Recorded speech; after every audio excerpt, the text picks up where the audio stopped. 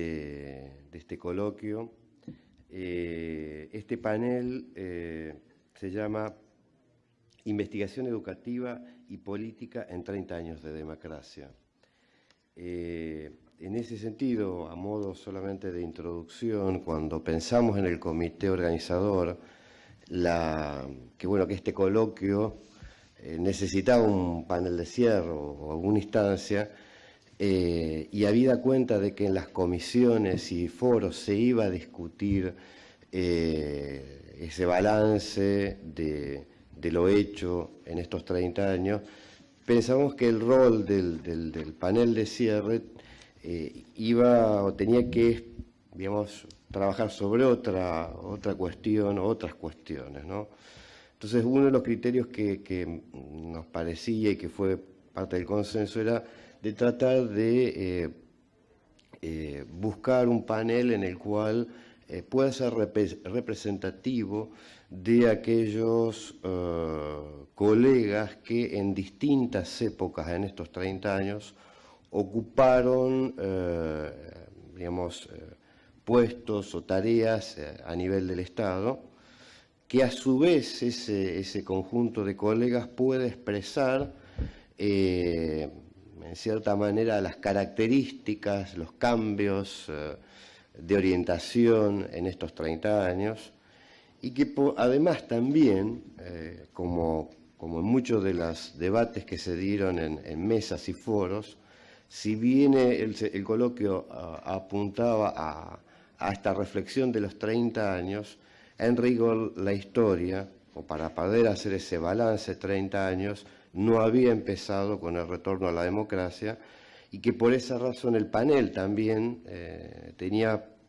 aspiraba a dar cuenta de esa continuidad histórica entre otras épocas y estos 30 años. En este sentido, además de Adolfo Stubrin, después vamos a hacer las presentaciones formales, Inés Aguerrondo y Norberto Fernández Lamarra, estaban invitados Juan Carlos Tedesco, que al principio aceptó y en el interín tuvo una intervención quirúrgica que por suerte salió muy bien, pero bueno, está en posoperatorio y espero que nos vea, y nuestro saludo por YouTube y todos los canales. La otra invitada, también que responde a este perfil, era Adriana Puiggrosa. Adriana ella nos planteó que los miércoles hay sesión en la Cámara, que si se levantaba, no había quórum o pasaba algo, ella con todo gusto venía, y que si no, la verdad, lamentaba no poder asistir. No demos por descartado que entre Adriana, pero pensamos que los 5, en cierta manera, daban cuenta de esta intención. Y yo, antes de darles la palabra, si bien se ha dicho y se ha recordado en distintas mesas estos periodos anteriores, yo quería, a modo de homenaje, reconocimiento, quien también podría haber estado en esta mesa y que ya nos dejó, que es Cecilia Braslavsky. Realmente uno podría estar en acuerdo o en desacuerdo con ella, pero sí el reconocimiento intelectual y el debate franco y sin ningún tipo de miramientos en el mejor sentido de la palabra, ¿no? Así como también pensar en cada una de las disciplinas subáreas de la educación de colegas que, en cierta manera lo que hoy tenemos también es parte de su trayectoria. En el caso de Historia de la Educación, Pablo mencionaba al maestro Gregorio Weimer, ¿no?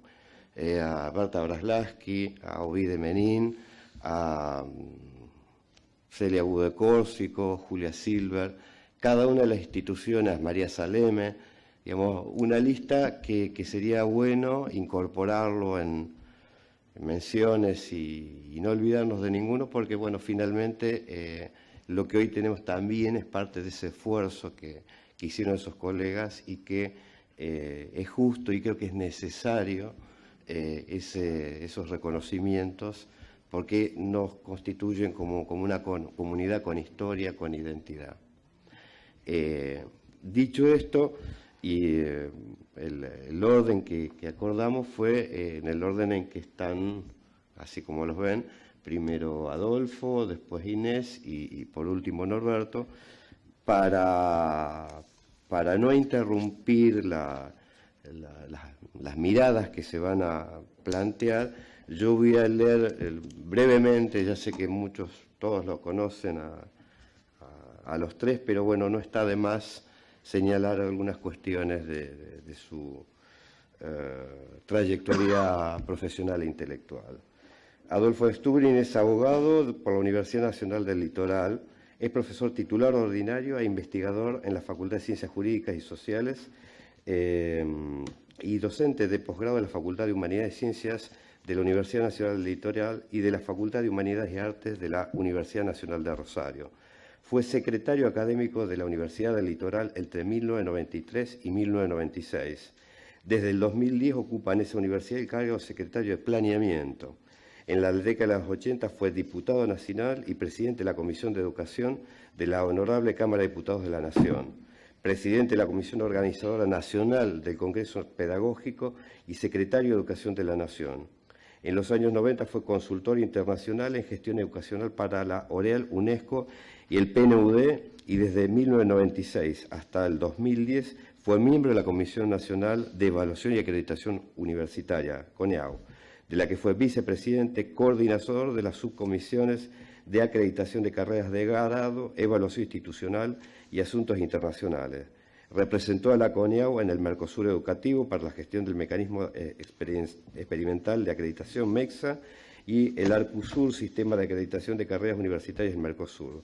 Fue hasta el 2009 secretario de la mesa directiva de la Red Iberoamericana de Acreditación y Evaluación de Educación Superior, RIACES. Integró la Comisión Nacional para el Mejoramiento de la Educación Superior, conformada en el 2001 hasta el 2002. Desde el 2011 ejerce la coordinación del Núcleo Disciplinar sobre Evaluación Institucional, Planeamiento Estratégico y Gestión Universitaria de la Asociación de Universidades del Grupo Montevideo. Es autor de numerosas publicaciones sobre su especialidad, entre ellas el libro Calidad Universitaria, Evaluación y Acreditación en la Educación Superior Latinoamericana, EUDEVA, Ediciones Universidad del Litoral, 2010. También es compilador de la obra colectiva Tensiones entre disciplinas y competencias en el currículum universitario, también de la Universidad del Litoral, del 2013, y coautor de la Universidad entre la Autonomía y la Planificación, 3 ensayos en diálogo, del IEC, de la CONADU y la Universidad General Sarmiento del 2014. Por su parte, Inés Aguerrondo, graduada en Sociología por la Universidad Católica Argentina, con estudios de posgrado en Planificación Educativa, IP UNESCO París, y en Política Social, Universidad de San Martín. 30 años en el Ministerio de Educación de la Nación, área planeamiento, subsecretaria de Programación Educacional, 1996-1999, consultora de temas de reforma educativa, docente de maestrías en Planificación y Administración Educativa, UDESA, Universidad Torcuato Di Tella, coordinadora del área de gestión del Departamento de Educación de la Universidad Católica Argentina. Y por último, Norberto Fernández Lamarra es profesor universitario, investigador y consultor nacional e internacional en el área de políticas, planificación, gestión y evaluación de la educación, particularmente con perspectiva comparada, con énfasis en los últimos años en la educación superior. Es director de posgrados en la Universidad Nacional del 3 de Febrero, donde además dirige el Núcleo Interdisciplinario de Formación y Estudios para el Desarrollo de la Educación, NIFEDE, el doctorado en Política y Gestión de la Educación Superior y el programa de posgrado de Política y Administración de la Educación, Maestría y Especialización. Es profesor en la UNTRES de Política y Administración, ha sido miembro de la CONEAU entre los años 1996 y 2001, se desempeña como profesor de posgrado en diversas universidades argentinas y de otros países de América Latina. Como investigador es categoría 1, dirige la revista latinoamericana de Política y Administración de la Educación, editada por el NIFEDE UNTREF, la Revista Argentina de Educación Superior, que edita la Red Argentina de Posgrados en Educación Superior, RADAPES, y la Revista Latinoamericana de Educación Comparada, RELEC, editada por la Sociedad Argentina de Estudios Comparados en Educación, de la cual es presidente. Es vicepresidente de la Comisión Mundial de Sociedades de Educación Comparada y presidente de la nueva Sociedad Iberoamericana de Educación Comparada. Es autor de más de 200 publicaciones, estudios, trabajos, libros y artículos sobre educación argentina y latinoamericana. En los últimos 10 años ha publicado 14 libros, la mayoría de ellos sobre educación superior. Dicho esto, le damos la palabra a Adolfo. Bueno, gracias, Claudio. Empiezo por felicitar al comité organizador del coloquio por el gran éxito obtenido y agradecerle también la distinción que me ha hecho al proponerme integrar este panel de cierre de la actividad. Se espera de mí que evoque en este panel los años 80, voy a satisfacer esa expectativa. Además de, si me alcanza el tiempo, hacer algunas reflexiones más actuales y sobre el futuro. Para eso empiezo por lo que llamo el punto de partida, es decir, la situación que tenía el país al momento de la normalización democrática durante el año 83. Lo compendio en 3 dimensiones, en lo que tiene que ver con una mirada politológica.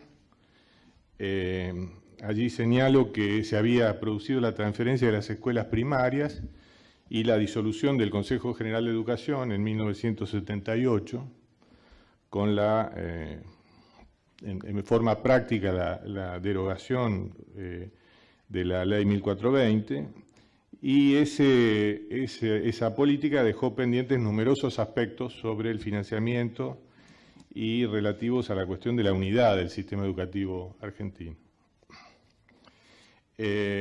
Por lo tanto, una nueva ley nacional era una expectativa de esa época de los años de la dictadura y de mucho antes también, una expectativa largamente demorada que figuraba en todos los programas políticos de las propuestas electorales del 83. En torno a ella, es decir, a una nueva legislación, debía o se esperaba que se resolviera la antinomia entre centralización y federalismo, que la dictadura había aparentemente resuelto a través de la transferencia de escuelas, pero que en realidad había enmascarado y hasta cierto punto agravado por el connatural centralismo del propio ejercicio del poder de los militares. El principal problema político percibido era entonces, desde mi punto de vista, que había un mutuo bloqueo entre corrientes tradicionales que desconfiaban recíprocamente una de la otra, y eran vertientes históricas de la política educativa argentina en lo que, tomando una categoría de un politólogo chileno, en aquel momento llamábamos un empate catastrófico. Es decir, éramos conscientes que la nueva democracia tenía el desafío de romper un bloqueo que venía de muy atrás en la historia argentina para alcanzar una legislación, que era alcanzar la estabilidad de una política. Desde el punto de vista sociológico, la situación era que los investigadores venían descubriendo y denunciando la desigualdad real de resultados de un sistema educativo formalmente igualitario con un grado de cobertura bastante amplio en la educación obligatoria primaria.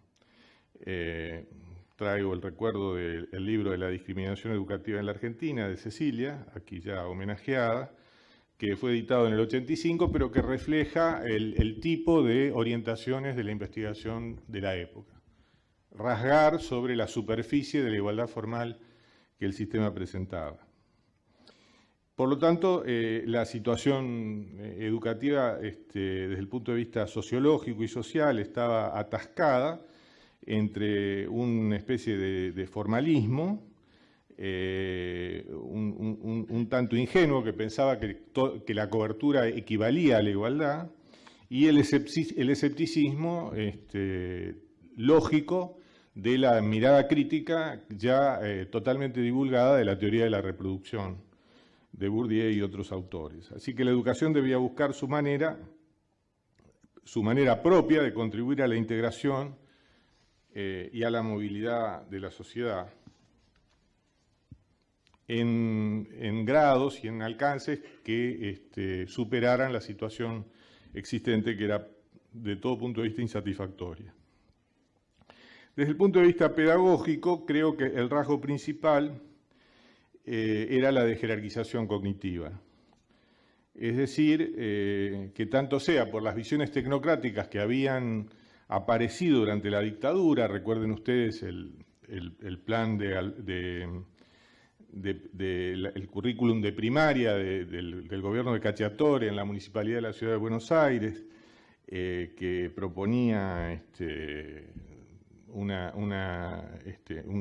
retraso en la alfabetización de los niños o una dosificación de la alfabetización de los niños que hoy parece bastante ridícula, pero que ocurrió realmente en una rara hibridación entre autoritarismo militar y tecnocracia educacional, así también como por la baja significación social general de los contenidos de la enseñanza, la desconexión entre el circuito de formación y profesión docente, así como también de los textos de manuales y libros escolares, y todo eso afectaba a gran parte de los operadores del sistema escolar, por una parte, y los escindía de la vida universitaria y científica, por otra parte.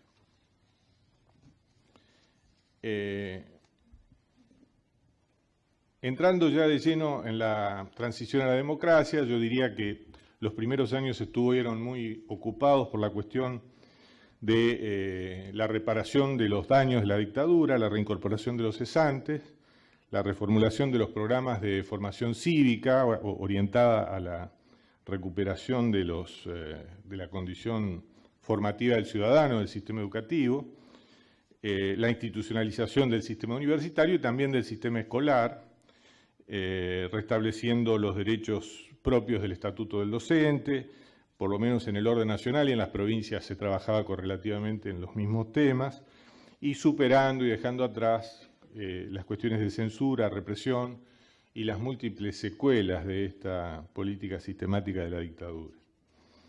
Por otra parte, se recuperó la vida gremial y la relación de la vida gremial con la vida del sistema a través de las juntas de clasificación y disciplina que regulaban la profesión. Y en materia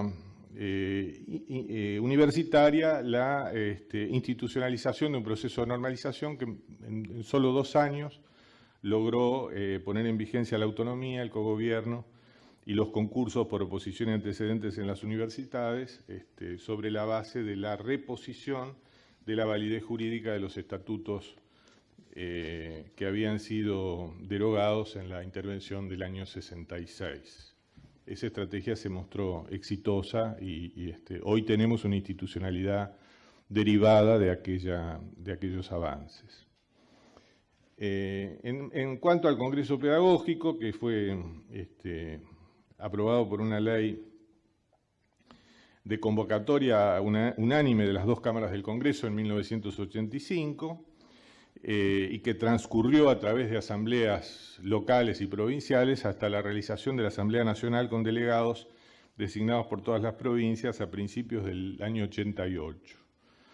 Esas asambleas locales y provinciales manifestaron una vocación de participación, no, por cierto, toda la esperada por los convocantes, pero también fueron desarrollándose en medio de un clima de un enrarecimiento del clima político.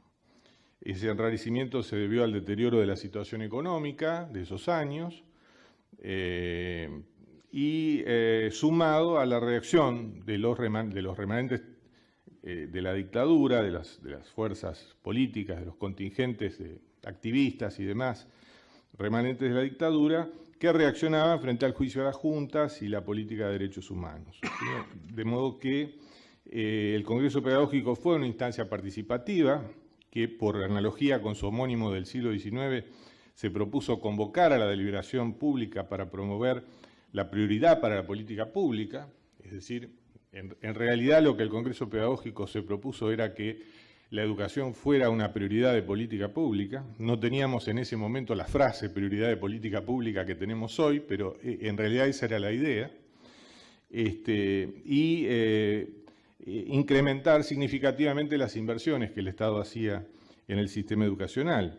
En segundo lugar, alcanzar algunos acuerdos sobre modernización y democratización, superar el bloqueo al que me refería antes entre los grupos opuestos o las cosmovisiones opuestas sobre el sistema educativo y hacer una suerte de asesoramiento desde la sociedad civil al Congreso de la Nación en el dictado de la nueva legislación.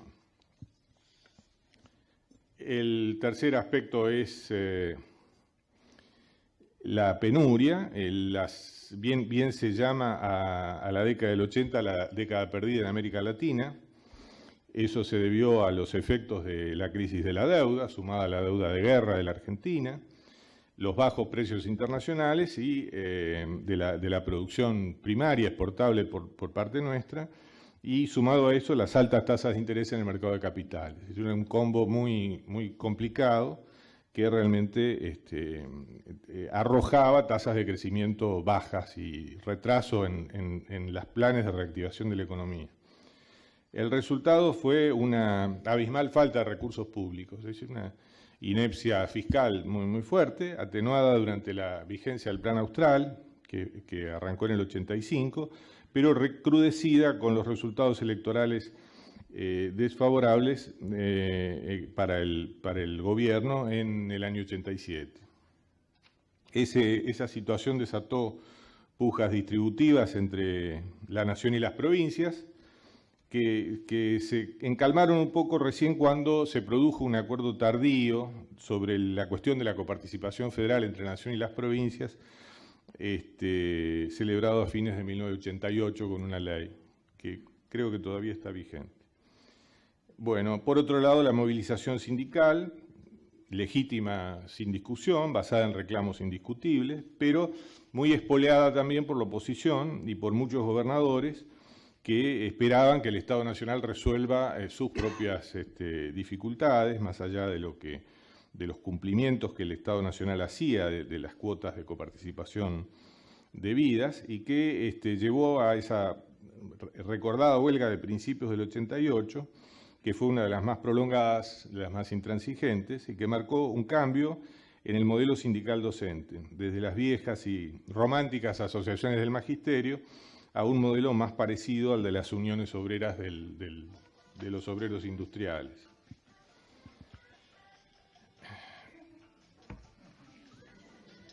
Bueno, un poco de música no viene mal. ¿Cómo voy? Ya está. Bueno, para... Bárbaro. Después de este interregno musical, seguimos con el último aspecto que quería tratar del gobierno de la transición, que es el tema de que durante el gobierno de la transición, y eso me atañe de manera personal, Es rebelde. pero creo que es justo manifestarlo, digamos, hubo una estrategia de reforma,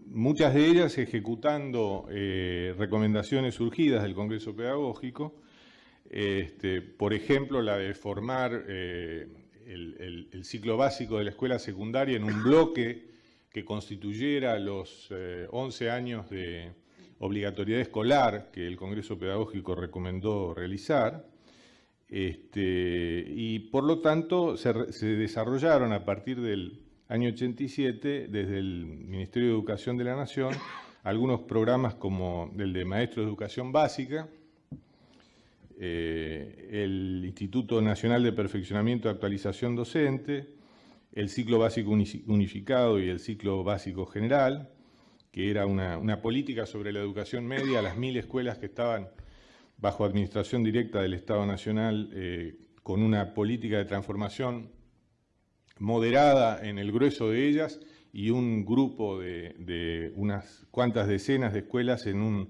una situación de transformación más profunda, a modo de, no ya un piloto como habíamos vivido, Proyectos 13 y otros ejemplos a lo largo de la historia, sino un movimiento general con una vanguardia que permitiera chequear políticas y trasladarlas al resto en años sucesivos, al conjunto del sistema en años sucesivos. Y otro programa muy importante que fue el de definición y evaluación de calidad institucional en las escuelas.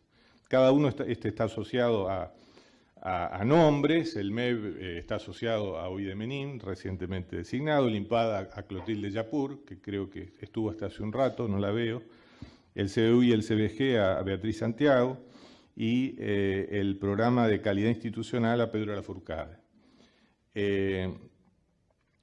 Otro asunto muy importante fue la reconversión de horas docentes en cargos, que se logró en las 1000 escuelas, rompiendo la fatídica cuestión del profesor taxi y de la fragmentación de las horas que impedía formar planteles sobre los cuales proyectar una idea de transformación en los establecimientos escolares, y que se logró en aquella época sin computadoras y solamente con el trabajo de las juntas de clasificación democráticamente elegidas.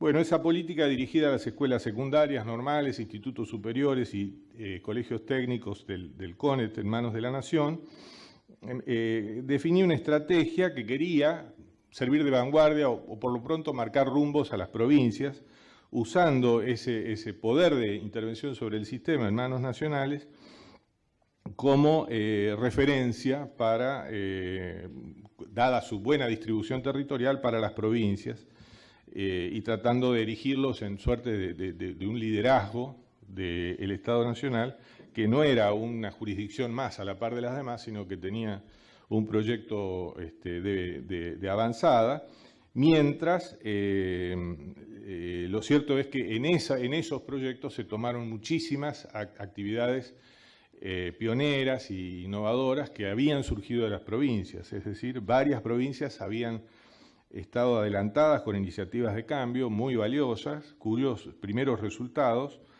cito el caso del currículo de primaria de la Ciudad de Buenos Aires, debido a Berta Braslaski y todo su equipo, eran referencia obligada por los programas nacionales, y incluido innovaciones educativas en Río Negro, Misiones, Córdoba, Mendoza, entre otras provincias.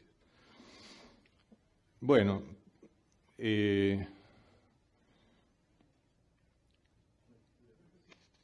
una última cosa es, antes de pasar a las ideas, es que la transición a la democracia merece completar la narración, no voy a decir el relato, a través de una referencia a la inestabilidad política. Hay continuidad institucional de los 30 años, por eso estamos acá y tratando este tema, pero hubo inestabilidad política. La continuidad hacia el segundo turno constitucional fue accidentada, muy accidentada, como si se tratara de un cambio de régimen. El nuevo presidente proclamó su tesis del país en llamas en el primer mensaje de asunción del cargo en el Congreso de la Nación. Los nuevos funcionarios ignoraron la política en marcha, ni siquiera leyeron los informes, y se enderezaron a la transferencia abrupta de las escuelas nacionales a las provincias. Ese fue el centro de la política que probablemente el presidente de entonces adoptó una vez producido la enojosa cuestión de la fijación del día de transmisión del mando con el presidente saliente, pero que de todos modos marcó una repetición, por así decirlo, una reiteración del proceso de transferencia desde el 78.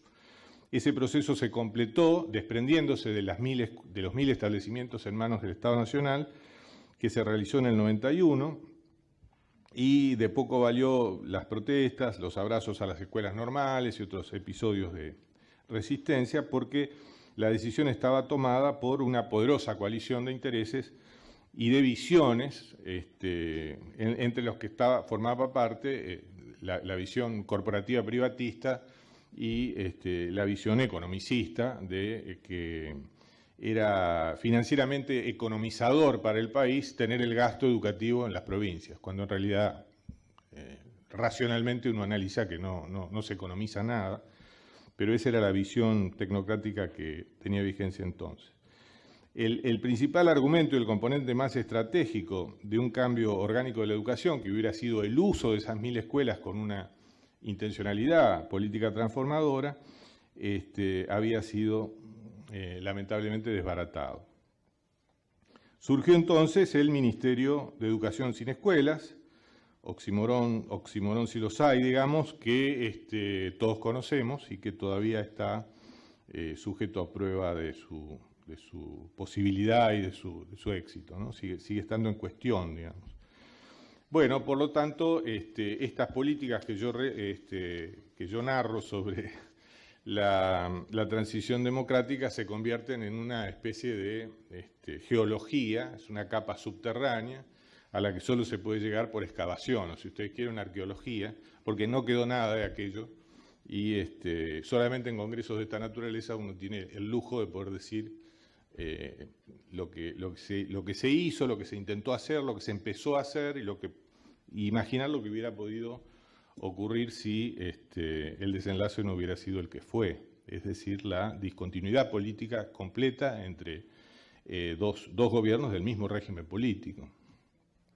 Bueno, si me queda tiempo me voy a referir a algunas ideas que me parece, yo tengo 4 ideas, no voy a alcanzar a desarrollarlas todas, que me parece que son muy decisivas para relatar los 90 y los 2000, que no lo voy a hacer de una manera cronológica, pero tratando de exponer estas ideas que muchas vienen del campo de la investigación de otras latitudes probablemente, o de la evolución del pensamiento educativo y que repercuten mucho sobre la política. La cuestión de la calidad no es un secreto que se origina en el toyotismo y que designa la desigualdad que subsiste o persiste una vez lograda la cobertura. Para nosotros fue realmente un concepto útil. Recuerdo el libro Desafío Educativo de Juan Carlos Tedesco, de los primeros 80, en los cuales él plantea abiertamente la necesidad de contar con el concepto de calidad en el ámbito educativo. Sobre esto se produjeron 2 grandes distorsiones. Primero, una gran reducción que desde la evaluación institucional multidimensional que queríamos hacer con Pedro Lafourcade, se pasó a que quede solamente el instrumento de medición de aprendizaje, es decir, las pruebas normatizadas. Y a esas pruebas normatizadas se las llama evaluación de calidad, cuando no lo son en absoluto. Y segundo, la negativa a poner los procesos en manos competentes, neutrales e independientes, y esa tendencia se mantiene hasta la actualidad. Es decir, hay una contumacia en reconocer que para hacer juicios públicos o dictámenes sobre los grados de calidad alcanzados por el sistema hace falta que el poder político no meta la cuchara, porque de lo contrario no puede haber confianza pública en los resultados. Y de hecho no la hay. El segundo punto es el tema del charter, que para mí es muy importante. En los 90 se había conseguido afirmar un mito sobre la superioridad de la gestión privada sobre la gestión pública de los establecimientos, y eso se logró que fuera como una especie de hecho ontológico, ¿no? que así fueran las cosas. La competitividad y el cuasimercado, la subvención por alumno y todas estas instituciones que no fueron aplicadas a la Argentina, pero que fueron propios del modelo chileno de la dictadura, el experimento chileno de Friedman, aplicado por la municipalización de las escuelas primarias, fue una especie de canto de sirena sobre para la destrucción de la tradición o el legado educacional, para mí más valioso de la Argentina, que es la de la educación pública. En los 2000 tenemos algunas manifestaciones de eso. Hay un artículo en la Ley Nacional de Educación que concede el derecho a la autonomía pedagógica de los establecimientos, que para mí es un gran error y implica una gran conquista para los grupos privatistas que vinieron pidiendo durante décadas esta ventaja. Y el tema del fracaso del experimento Charter en San Luis marca, sin embargo, que durante los 90 se construyó la idea de que el sistema era un obstáculo, de que en el sistema los sindicalistas, los inspectores, los políticos, todos eran rapiñadores de renta, y que entonces era mucho más sano y vivo y genuino dejar a las escuelas compitiendo entre sí, y que eso iba a generar virtudes y economías y una serie de ventajas, y en consecuencia erosionando hasta la destrucción la idea de sistema educativo como gran compañía, gran red de escuelas, educadores, escalas, niveles, de las cuales se puede aprender, se puede mejorar, se puede cambiar, etcétera, y se puede tener solidaridad recíproca para llevar adelante políticas. Y este planteo creo que hay que recuperarlo. La idea del sistema educativo, que en la Argentina son 24 sistemas educativos, no es uno solo, son 24 sistemas educativos, y un sistema de los 24 sistemas educativos. Es un sistema de segundo orden, que es el que debe organizarse a través de la legislación y a través del funcionamiento de organismos de escala nacional. Bueno, después está el tema de la educabilidad, que es por todos conocido. La educabilidad es un viejo asunto del siglo XIX, de los neokantianos alemanes, no es una novedad para los investigadores en educación, pero en los 2000 apareció con un carácter distinto, fue una especie de hijo de la idea de la empleabilidad. Y la idea de la empleabilidad era el pretexto a través del cual se iba a consagrar el fin del trabajo y la supresión de la sociedad salarial como criterio organizador central de la vida moderna de las sociedades. Entonces, lamentablemente compramos, algunos de nosotros, de los grandes divulgadores de ideas en la educación, compró esta noción de educabilidad, que vino a asociarse con una especie de pretexto para amplios sectores de la docencia argentina, especialmente muchos volcados al deber de educar a los sectores populares, que dijeron que por razones de educabilidad no podía exigírseles a ellos que alcanzaran determinados resultados en materia de aprendizaje de los alumnos porque no eran educables y porque esto se asoció con las condiciones socioeconómicas de los sectores más desfavorecidos de la sociedad argentina y a la vez se mezcló con un argumento biologicista de que ciertos problemas de pobreza en la primera infancia generaban imposibilidades de carácter mental para la escuela y cosas por el estilo, que a mí me da pena tener que relatar, pero que fueron parte, y creo que hasta cierto punto siguen siendo parte de la argumentación con la que nos topamos cotidianamente. Así que eso hay una influencia allí sobre la docencia que se volcó a ser contenedora de los niños en lugar de realmente educadora e ilustradora de los niños, que es lo que debe hacer y para lo que está profesionalmente jugada. Y por último, la cuestión de la privación de... ¿Me queda o ya? No sé si lo logro. La privación de recursos responde a... Esta también es una idea es decir, una teoría sociológica, de sociología de las organizaciones, según las cuales para producir un cambio en una organización hay que privar de recursos, que las conductas de cambio de las organizaciones se obtienen a través del ajuste, que si no, no se va a producir un cambio.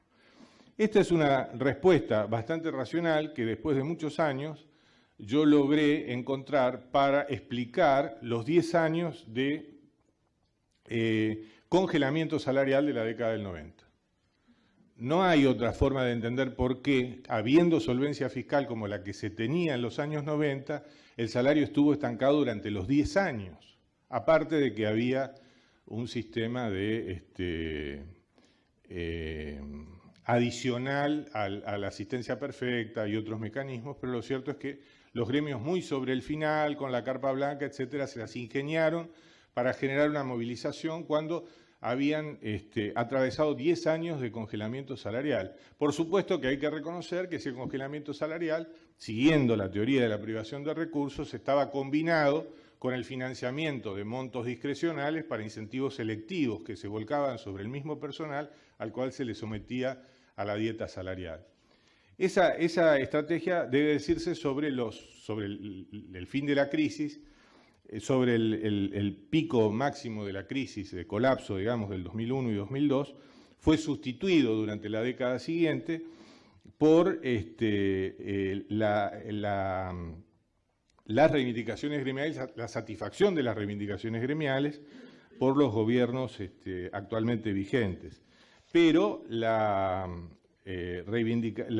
satisfacción de las necesidades gremiales y la obtención de un salario justo, que con sus vaivenes puede decirse que se ha tenido durante los años a partir de la finalización de la crisis y hasta el presente, no está en consonancia con una política de transformación. No se advierte que a pesar de haber satisfecho la demanda gremial, esa condición se hubiera convertido en una palanca de arranque favorable para, primero, establecer la prioridad pública de la política educacional, segundo, darle un contenido innovador y transformador a la política educacional, y tercero, hacer una convocatoria a la profesión docente, a los gremios docentes, al personal de las escuelas para protagonizar ese proceso de cambio. Más bien parece que con la satisfacción de las reivindicaciones salariales se hubiera, más bien por parte del sector político o del gobierno, se hubiera absorbido el conjunto de las cosmovisiones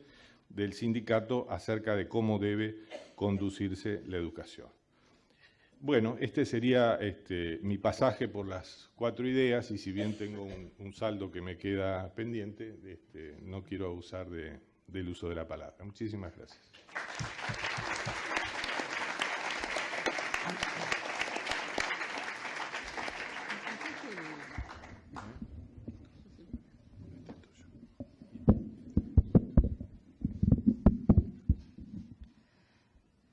Bueno, a mí me pidieron una cosa totalmente distinta, pero bueno, de eso se trata, de tener voces diferentes, dijimos acá.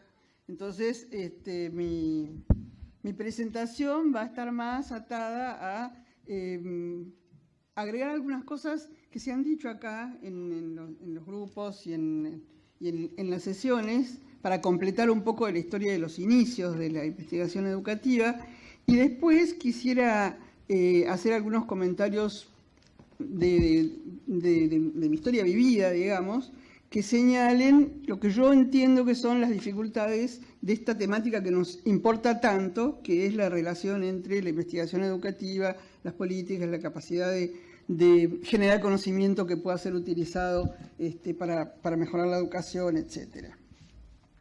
Entonces, rescatando los inicios, les comento que yo entré a la unidad de planeamiento del Consejo Nacional de Educación, todavía existente, en 1966. 4 años después, por una serie de cosas que pasaron, a ese grupo se unió o entró al ministerio el área de educación del CONADE, que dirigía Norberto, que había venido de la experiencia de trabajar y de generar el primer gran documento de diagnóstico de la educación con ciertas características que después se utilizó muchísimo. ¿Cómo? Sí, ahora iba a eso, justo. Me dice que la podría recordar a Norma. Sí. Y entonces, bueno, ahí se armó un grupo interesante. Yo aprendí mucho en toda esa primera instancia de muchas cosas que formaban parte de mi formación. Yo soy socióloga de formación, pero me recibí en la segunda camada, de manera que todavía no era socióloga de la educación. Tenía formación de base, mucha formación en investigación, porque la formación, la carrera de sociología en la Universidad Católica en ese momento estaba dirigida por José Enrique Migens, que venía de doctorarse con Parsons en Estados Unidos, se ve que traía toda esa lógica de investigación muy centrada en lo que después llamamos el positivismo. Pero quiero rescatar algunas cosas muy interesantes que salieron de allí, de la oficina se llamaba Oficina Sectorial de Desarrollo de Educación, la OSDE, que dirigía Norberto, que generó un equipo de trabajo muy interesante. Trabajamos con las provincias. Hubo una diseminación de metodologías de análisis de la realidad. Por ejemplo, Norma y Eve, que trabajaban específicamente en lo que después se llamó el rendimiento de la cohorte, ese análisis secuencial para ver el abandono, la repetición, etc. Trabajamos también en la diseminación de lo que fue la carta escolar, que era una manera de planificar territorialmente las necesidades, las demandas de educación, etcétera, etcétera. Y Norberto inauguró también unas series de documentos, de publicaciones, ¿sí?, que eran situación de la educación argentina, situación de la investigación educativa, situación de la estructura del Ministerio de Educación, que fueron los antecedentes que después sirvieron para que Norma hiciera ese remate final del documento que todos conocen.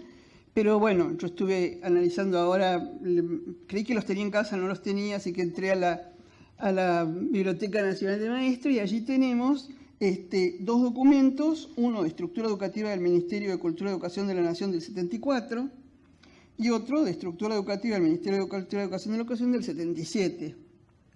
Y después tenemos también 5 documentos desde el 74 hasta el 83 que reflejan el estado de la situación de la investigación educativa. Eran recopilaciones que me tocaban a mí, yo era en ese momento, estaba en la división de investigación de la Oficina de Planeamiento y allí hacíamos una recopilación como podíamos, por carta, peleando para que nos entregaran los documentos, etc. Y esto se publicaba y en unos, bueno, a mimeógrafo, como se hacía en aquella época, ¿no es cierto?, tratábamos de clasificar por áreas y también por provincias y también por tipo de instituciones que venían. Una lástima que todo esto, como digamos, se dijo mucho acá, hay muy poca difusión, ¿no es cierto? Cuando la DINESE hace unos 4 o 5 años hizo un análisis histórico del origen de la investigación educativa, estos antecedentes lamentablemente no figuran, así que parece interesante que los pongamos sobre la mesa para poder completar también esa parte. Con Norberto me llevó a trabajar con él en el proyecto de Rama. Rama era el director del proyecto del DEALC y Norberto era el subdirector, y ahí hicimos todo un trabajo sobre el análisis de las características de la planificación educativa en América Latina, que creo que nos sirvió bastante y aprendimos mucho de estos primeros procesos de planificación, que forman parte... Rama Germán. Rama Germán. Ahora hay un personaje que es sobrino, sí, que no tan deseable. Exacto. Bueno, o sea que esto, como para poder completar esta primera parte de los inicios de la investigación en el área específica de la política educativa. En segundo lugar, quisiera traer también algo que a mí me preocupa personalmente bastante, que es esto de las áreas de vacancia, de como si dijera, bueno, aquellos aspectos porque hay mucho investigado, pero hay algunas cosas que son como que están ocultas y no forman parte de los intereses o de las producciones, etcétera, etcétera. Y en mi opinión, que es solamente una opinión, tienen mucho que ver con la imposibilidad o con algo que se dijo en alguna de las reuniones, de que hay como una falta de relación, una ruptura del puente entre las investigaciones y sus resultados y las necesidades del tomador de decisiones. Creo que los investigadores, y digamos, yo también fui formada en esa lógica, fuimos o hemos sido formados con esa ruptura que se puede expresar en los famosos 2 libritos de Weber, que opone la ciencia como vocación y la política como vocación, postura que significa que si yo soy alguien que hace investigación, no me mezclo con los que están trabajando en el hacer de las cosas. Y esto me parece que nos marca mucho como criterio y que tiene mucho que ver con muchas de las cosas que en estas décadas de la democracia nos han pasado. Les comenté que mi primera formación, mi primera universidad fue en la Universidad Católica con estos estudios que hice en sociología.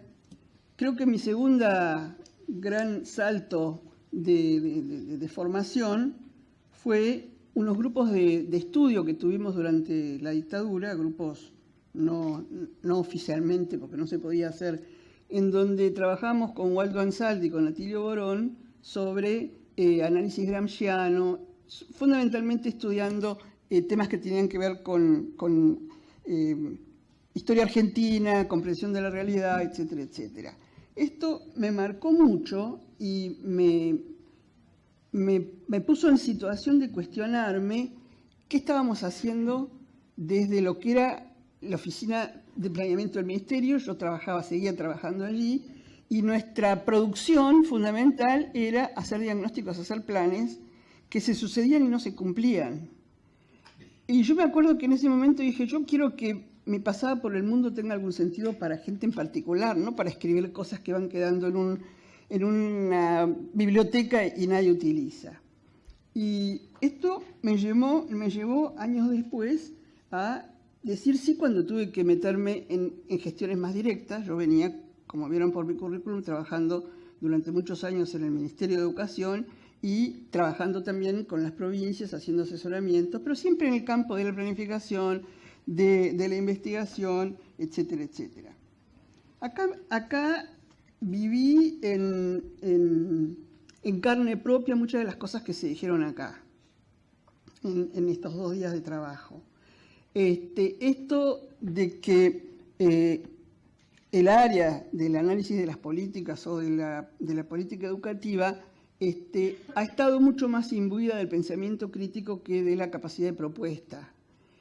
Y esto es lógico, porque es mucho más fácil ponerse de afuera a mirar que embarrarse con la realidad y arrastrar el peso de que las cosas no pasan como uno quiere, porque la realidad es mucho más compleja de lo que se plantea, incluso en la mejor de nuestras teorías. Nosotros hemos dicho acá, en estos 2 días de trabajo, que una de las cosas que nos pasa es que requerimos de nuevas categorías también para el análisis y para las propuestas que se van haciendo. Y esto fue muy notable en el pasaje, digamos, cuando con el correr del tiempo tuve que tener la gestión política de la implementación de la ley federal en la década de los 90, con las cosas buenas y malas que tuvo. Yo creo que acá hay algunas cosas para reflexionar. A mí, digamos, durante mucho tiempo no hablé de esto porque como que me sentía demasiado contaminada y demasiado cerca de esta cuestión, pero este espacio creo que es una de las buenas posibilidades de poder intercambiar opiniones, y así como Adolfo planteó su opinión y su manera de ver porque hizo un recorte de la realidad que es indudablemente cierto, pero hay otro recorte que se puede hacer desde otra mirada. Yo también quisiera rescatar esto de que la intransigencia de no ayudarnos, no sé si lleva a algo positivo. Es decir, se supone, yo creo que todos ustedes y nosotros también, cuando nos jugamos por algo, nos jugamos con la mejor de las buenas intenciones.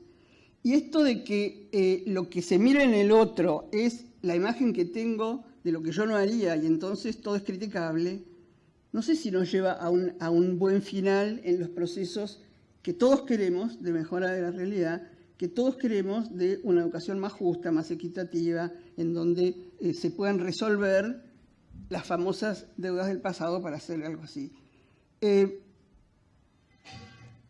Yo, saben ustedes, era muy amiga de Cecilia y conversábamos mucho de estas cosas, y sobre todo ella, más que yo, porque yo era más inconsciente, quizá creo, ella estaba muy preocupada de que dónde iba a trabajar cuando saliera del ministerio.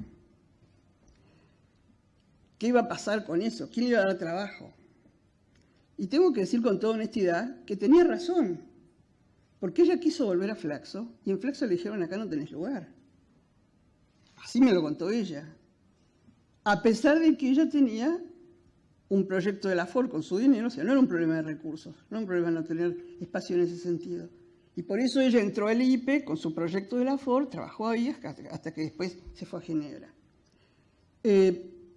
Trabajando con ella, yo fui varias veces a trabajar con ella allá, incluso al final estuve mucho con ella, y ella tenía intención de escribir lo que ella pensaba que eran las 3 grandes etapas de su vida, ¿sí? Que había sido la etapa de Flaxo, la etapa del ministerio y la etapa de su vida con la UNESCO, ¿sí? Lamentablemente el tiempo no le dejó que pudiera reflexionar para todos nosotros sobre eso, pero creo que hubiera sido muy interesante, bueno, la mirada que yo tenía, como era muy interesante la mirada sobre otras cosas que nos fue legando. Pero por eso creo que aprendiendo todo eso, sería muy bueno que pudiéramos superar estas miradas un poco fracturadas y en donde este espacio lo podamos utilizar para poder construir conocimiento desde visiones complementarias o visiones más productivas. En ese sentido, creo que cuando yo hablaba de áreas de vacancia, me parece, ayer se dijo en una de las comisiones, o esta mañana, no me acuerdo, que hay como un espacio en el cual, digamos, como que hay muchas cosas que todos sabemos que tienen que pasar para que puedan cambiar, para que pueda cambiar la educación argentina y mejorar. Sin embargo, cuando uno habla con el decisor político dice eso no se puede. ¿Sí? Estoy hablando de cambiar los reglamentos escolares, cambiar el estatuto docente, ver el tema del ausentismo de los docentes, hacer aseguramiento de mejoramiento de los institutos de profesorado, es decir, montones de cosas que todos sabemos que son muy complicados, pero que es muy poco factible que se puedan cambiar. Y que todos sabemos que esos son como condicionantes claros para poder salir del pozo que estamos. Entonces, cuando yo digo áreas de vacancia, yo digo, ¿qué hacemos nosotros desde la construcción del conocimiento para poder inventar modos alternativos de plantear estos temas? La cuestión, yo no creo que la cuestión sea ni hacer un shock, ni dejar gente afuera, ni tener un costo social terrible. Creo que justamente por eso somos los que portamos la capacidad de la reflexión académica que nos haga posible encontrar modos superadores de poder resolver estas cosas. Y yo hago un llamado para que nos pongamos a pensar cómo se puede hacer que cuando un político diga eso no se puede, nosotros podamos contestar, bueno, si hubiera esto, y si se hiciera lo otro, y si se diera el tiempo A, y si etcétera, etcétera, etcétera, quizás se puede construir viabilidad a eso que hoy no se puede. Y en ese sentido, creo que el espacio, digamos, más importante para esto, por el tipo de cambio que necesitamos, es poder trabajar sobre cómo resolver la ingobernabilidad de los procesos de cambio profundo que estamos necesitando. Sabemos que nuestra realidad, y en muchos casos en América Latina, hay un problema con las famosas deudas del pasado.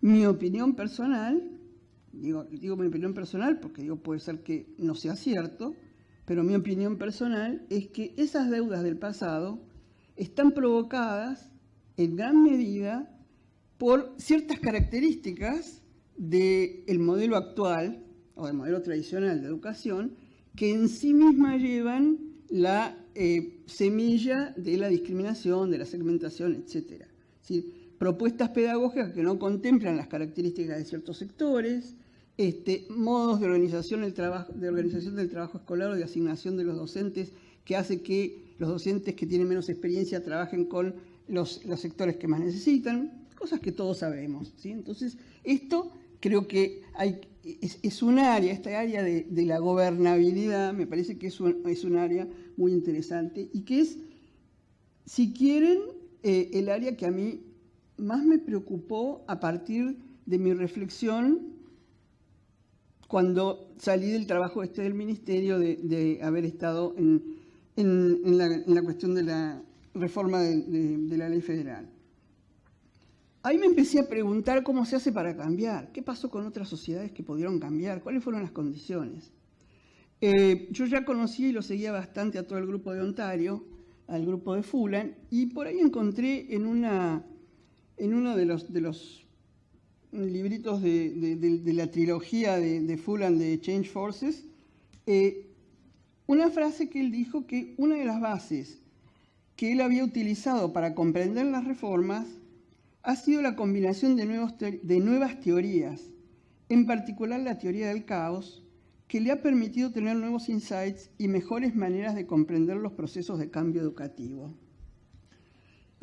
Este fue como un flash, digo, para mí fue como la tercera universidad, el tercer cambio grande, y pesqué en la Feria del Libro de hace unos 6 o 7 años, un libro editado por Claxo de un curso virtual que había organizado Atilio Borón y que lo daban 2 cubanos, epistemólogos y doctores en física, ¿sí?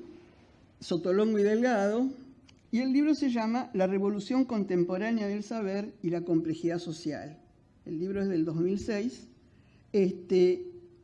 y realmente se hace un planteo sumamente interesante de esto, ¿sí?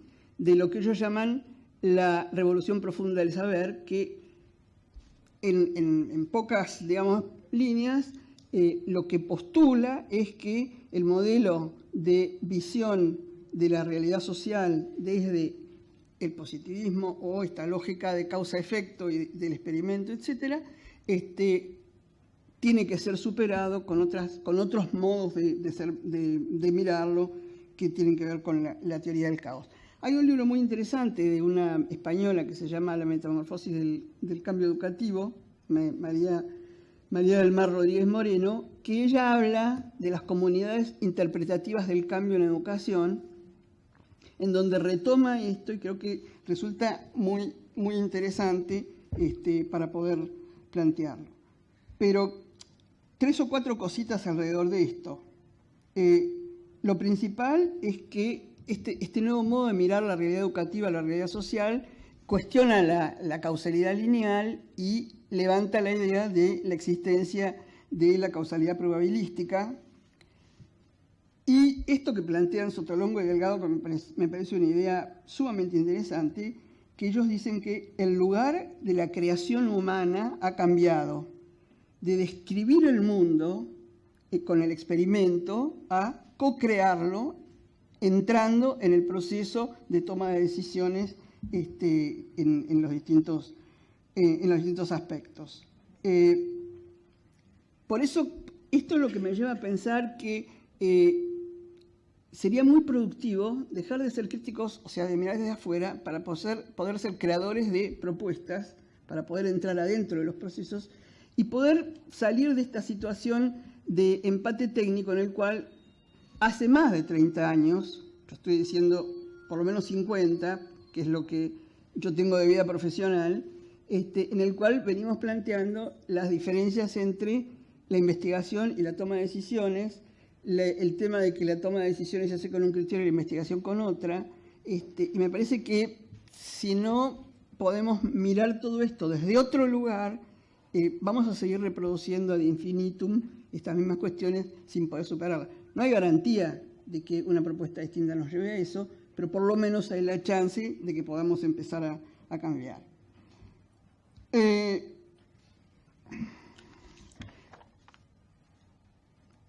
Termino diciendo que estos modelos de visión del cambio social y educativo desde la teoría de la complejidad, para mí tienen un valor sumamente interesante cuando ellos plantean, cosa que todos sabemos, que es de perogrullo, que obviamente todos estos procesos de cambio no pasan por la decisión de una persona ni de un grupo solamente, sino que hay un conjunto de elementos en los cuales hay que apoyarse. Pero ellos plantean la idea, el concepto de emergencia, planteando que existen ya en nuestra realidad cosas que pasan y que son realmente poderosas para producir cambios. Quizá tomando la imagen del cambio de paradigma kuhniano, lo que ellos plantean es que estamos en un cambio de paradigma epistemológico, que el modelo de la ciencia tradicional forma parte de la lógica de la modernidad y que esta sociedad de la globalización en realidad se apoya en otro modelo de conocimiento, como viene ya desde Einstein, desde Prigogine, etcétera, etcétera, que es de la complejidad y la consideración de la dinámica de lo social y no tanto de la estructura social. Entonces, ver los emergentes que van ocurriendo, y creo que América Latina tiene muy buenos emergentes para mostrar al mundo, hoy se hablaba de generar un pensamiento latinoamericano, creo que hay una serie de soluciones muy interesantes que podrían ser parte de alguna charla un poco más específica, pero me parece que, digamos, yo quisiera terminar con una mirada positiva, con una mirada de futuro, con una mirada de llamada a todos nosotros a que podamos juntarnos para poder empezar a plantear cosas que realmente le sirvan a la toma de decisión política, para que nuestro trabajo como investigadores, nuestra producción como académicos, realmente tenga un efecto en la realidad. Una de las cosas que plantea clarísimamente toda esta línea de trabajo, retomando cuestiones de Giddens, etcétera, dicen que el proceso de las reformas sociales y por lo tanto educativas está influenciado por lo que se dice sobre esos procesos. Y nosotros construimos mucho de la opinión pública sobre los procesos que van pasando. Y podemos mirar la realidad desde lo que le falta, pero también podemos mirarla desde lo que se va avanzando. Y yo no creo tanto lo que dice Adolfo de que todo eso que él cuenta ahora, de todo eso que él cuenta ahora no quedó nada. Yo creo que de las experiencias de Río Negro quedan cosas y aprendimos muchas cosas. Creo que, bueno, no voy a tomar los datos específicos, pero creo que esa década tampoco fue una cuestión en donde todos dijéramos, bueno, esto no sirve más. Si bien es cierto lo que fuiste diciendo, pero me parece que hay que condimentar un poco la mirada y esto nos va a permitir tener un diálogo más fructífero entre todos. Muchas gracias.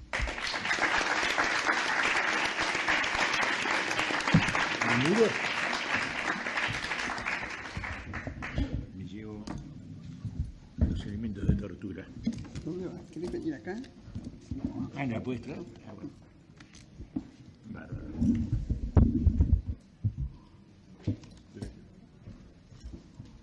Como expresión de mi ignorancia sobre todas estas nuevas tecnologías, Me parece ¿qué letra me corresponde como generación? por edad nos corresponde que La A. nos hagan las cosas.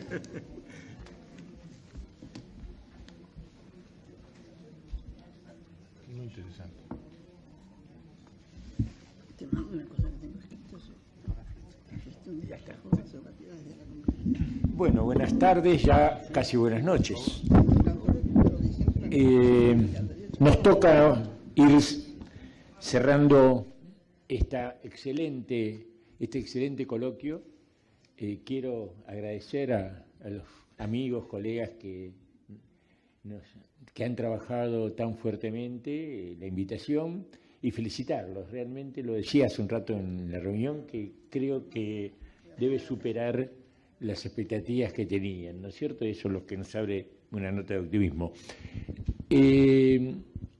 Yo voy a hacer una exposición diferente a la de Adolfo y de Inés. Digamos, no, es un tema que realmente creo, lo decía hoy, a 30 años de democracia, en vísperas de un cambio político que no desconocemos todavía, pero además como una deuda a la democracia, necesitamos plantearnos si la democracia está en deuda con la educación y concretamente para nuestro campo con la investigación educativa. Es un tema que, digamos, ya hace un año o dos vengo trabajando, quizás en algún momento con alguna ayuda y con cooperación como la de Marcela y algún otro colega, podemos trabajar, ya lo hemos charlado con Marcela y después no lo hemos concretado, sobre estos 30 años de democracia y abrir un debate, ver las luces y las sombras de un debate sobre estos 30 años en materia de educación. Ya hoy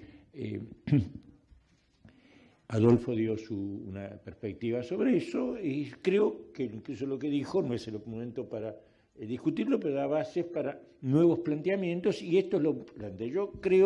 Yo vengo trabajando con el tema del debate y la necesidad del debate siempre, incluso mi libro que publicó UDEVA allá por el 2003, cuando salíamos de la crisis, y el libro está describiendo la crisis, ¿no es cierto?, y lo escribí en el 2002, lo llamé la educación superior argentina en debate. Incluso cuando lo presenté dije, estaban los 3 rectores de las universidades de Buenos Aires, La Plata y 3 de Febrero, donde me había incorporado en el panel de presentación, y dije, ojalá provoque un debate que haga que en un año o 2 el libro quede desactualizado. Después Eudeva varias veces me insistió que quería reeditarlo, como había que cambiarlo mucho, dije, hay que escribirlo de vuelta, y cuando lo leía digo, lamentablemente no se produjo el debate que yo hubiera esperado, ¿no es cierto? Es decir, ese debate que dejara que lo que ahí planteaba, muy críticamente, y también reconociendo algunos aspectos de la Universidad Argentina, muy importantes, planteaba. Por eso creo que es interesante. Yo algo que tendría que haber dicho de entrada es que lamento que no nos acompañen Juan Carlos Tedesco por razones de salud y Adriana por su espíritu de legisladora y diputada muy cumplidora, como ha sido Adriana siempre en todos sus compromisos, ¿no es cierto? Así que bueno, realmente, porque creo que eso esto que estamos charlando enriquecería con los aportes de Juan Carlos y de Adriana notablemente. Entonces, el tema de los 30 años es también no para ver las luces y las sombras solamente, sino para proyectarlos. Es decir, yo creo que tenemos que ir saliendo de lo que todavía podríamos llamar, y ya creo que somos un poco 30 años, si bien algunas adolescencias ahora se llevan hasta los 40, 50 años, no sería lo deseable que nuestra democracia tuviera una adolescencia de 40, 50 años. Ya con 30 años tendría que salir de su adolescencia y entrar en una etapa de mayor madurez, ¿no es cierto? Y creo que esto también lo da el pensar en el futuro. Yo vengo insistiendo con esto fuertemente, después voy a hacer alguna referencia más específica, porque todos nuestros alumnos actuales, nuestros jóvenes graduados, serán jóvenes profesionales relativamente jóvenes, dentro de 20, 25, 30 años. Digamos, ¿cómo será nuestra Argentina y el mundo dentro de 20, 25, 30 años? No lo sabemos. Yo no lo viviré, por lo tanto, gran parte de ustedes sí, y lo podrán ver. Y lo estamos pensando, más cuando en este momento la educación reconocido hasta por los socios internacionales del capitalismo, como el Banco Mundial, el Fondo Monetario, la educación va a ser la palanca para el desarrollo del siglo XXI, ¿no es cierto? Es decir, estamos pensando en eso, mejor lo dejo ahí y cambio de... no anda bien. Bueno, de ahí que el tema del futuro sea central. Y además otro tema en el que el tema de los acuerdos y del proceso. Yo creo que más importante que los acuerdos son los desacuerdos. Es decir, en una lista de acuerdos podemos ser casi elementales. En cambio, si nos planteamos los desacuerdos, podemos para discutir y debatir y trabajar sobre los desacuerdos, que eso es lo importante, ver cuáles son y en qué medida podemos plantearnos para el futuro una alternativa para esos desacuerdos. Yo tuve una experiencia, yo tuve 3 años como rector a cargo, vicerrector a cargo del rectorado, cuando Ginés González García asumió, el presidente Kirchner lo confirmó como ministro de Salud en su universidad, ¿no es cierto? Y ahí veí que en el proceso de diálogo argentino que había de alguna manera estimulado el actual Papa, ¿no es cierto?, el cardenal Bergoglio, el documento de acuerdos en salud era de 50 a 60 páginas, 70 páginas. El de educación era 3, 4 páginas de enormes genialidades que no nos servían para nada.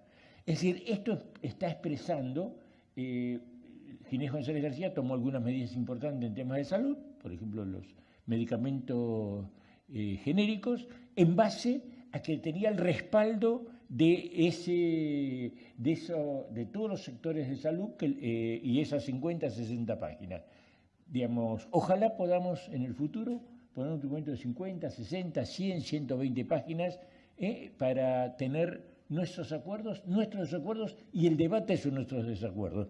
Entonces yo centro en esto uno de los puntos centrales en los cuales para todo esto el enriquecimiento que la investigación puede darnos es muy importante. Inés mencionaba, y quiero un poco mencionarlo, no simplemente por, digamos, nostalgias del pasado, sino porque lamentablemente no se repitió. Hace 50 años en el CONADE, un equipo de jóvenes, teníamos todos entre 22, 23 y 24 años, alguno era un poco mayor, el caso de David Viñar, pero digamos, todos teníamos entre 22 y 24 años, Norma Bailaniti, Eve López, bueno, David Viñar... Herminia Mérega. No, después se incorporó, no estaba en el grupo de... No, algunos economistas importantes, Ernesto Cris, que lamentablemente acaba de fallecer hace muy poco tiempo, ¿no es cierto? Y otros más. Hicimos un documento que no se replicó nunca más. Cuando, en realidad yo digo ahora que no se replicó cuando tenemos toda la tecnología, nosotros tuvimos que trabajar todo eso a mano, con esas viejas calculadoras que hacían un ruido infernal y que para hacer cualquier cálculo eran horas, horas y horas de trabajo. Ahora esos trabajos se podrían hacer en pocos minutos de computadora. Y nunca el país replicó, justamente también estaban en ese equipo, que no están en el país hace muchos años, porque fueron a hacer sus doctorados, Sara Morquet de Finkel y Lucila Arrigasi de Gelat.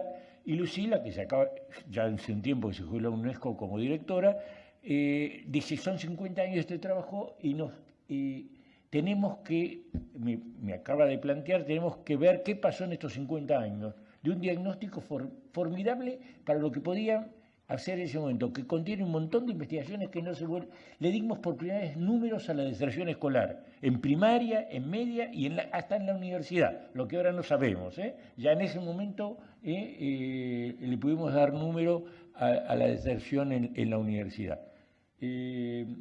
Bueno, todo esto lleva a un gran vacío. Pasaron 50 años, un grupo de jóvenes, casi con muy escasos recursos tecnológicos, produjo ese libro que tuvo mucho impacto, se replicó mucho. Juan Carlos Agulla, en sus artículos, en su momento en la revista que dirigía El Hermano, sacaba mensualmente basándose en eso y demás. Pero quiero centrarme en estos 30 años de democracia. Es decir, yo creo que quiero hablar de los... A ver, tengo que ir con esto. Aportes en 30 años de democracia. Se recuperó y se afianzó fuertemente la autonomía universitaria, ¿no es cierto? Es la primera vez desde 1918, desde la reforma universitaria de 1918, que se extiende por más de 30 años la autonomía de nuestras universidades. Es decir, esto es algo que tenemos que destacar. Lo que tendríamos que plantearnos es si nuestras universidades están trabajando como para demostrar que estos 30 años de autonomía universitaria y demás han contribuido fuertemente a la consolidación de nuestra democracia. Pero es un tema que nos debemos. Algunas cosas que yo decía hace ya 12, 13 años en la educación superior en Argentina en debate, lo ponían en duda. Habría que ver si todo eso sigue. Se restableció la capacidad académica, tanto docente de investigación, de las universidades nacionales. Las privadas habían estado menos afectadas. Se democratizó el sistema educativo con fuertes notas de inclusión social, incrementándose sustantivamente la matrícula en todos los niveles y atendiendo a nuevos sectores sociales, con el apoyo de programas específicos, pero sin modificar sustantivamente la estructura del sistema educativo y su funcionamiento en lo pedagógico y en lo social. La enseñanza media, hace poco Emilio Tenti en un reportaje decía que la enseñanza media del siglo XXI habría que inventarla. Estamos usando el mismo modelo del presidente Mitre del Colegio Nacional de 1862, materia más, materia menos, ¿no es cierto? Y esto nos lleva a un tema que después voy a plantear, pero que también quiero aprovechar a decirlo ahora. En realidad nunca hemos sido un país federal.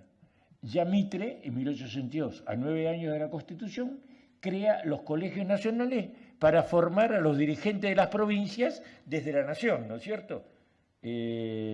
Analicemos estos tantos años posteriores a todo eso y estos 30 años de democracia, en donde uno de los puntos débiles de nuestra democracia, en los tres periodos importantes, ¿no es cierto?, ha sido, digamos, no trabajar fuertemente para construir el sistema federal.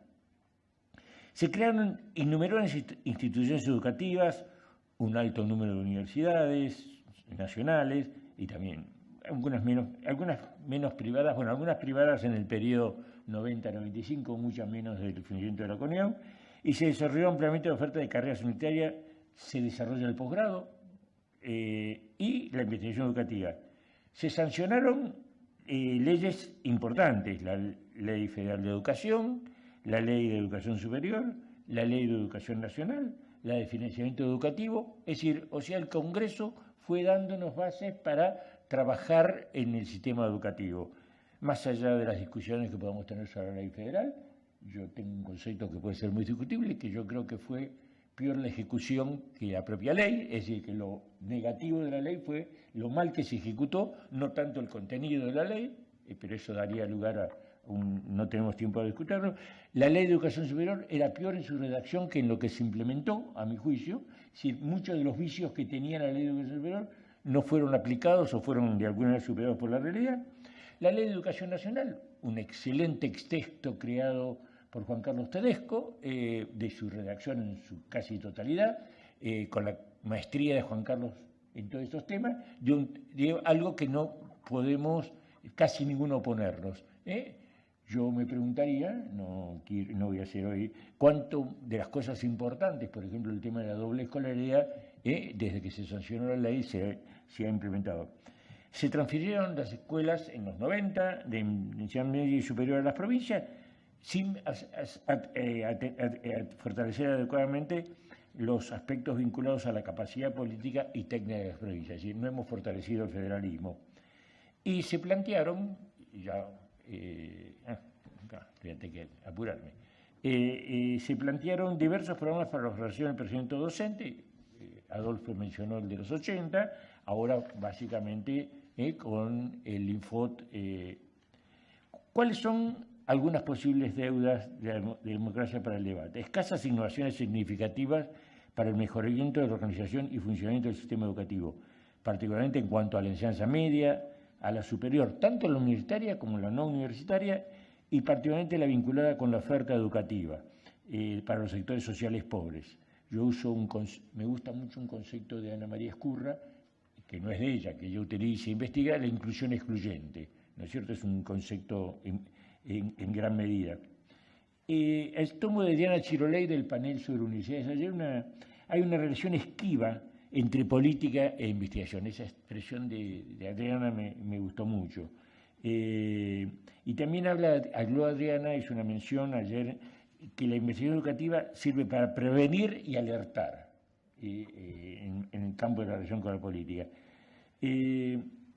Muy poco investigación específica sobre las temáticas vinculadas con los temas de calidad, tanto en cuanto a pertenencia académica como social.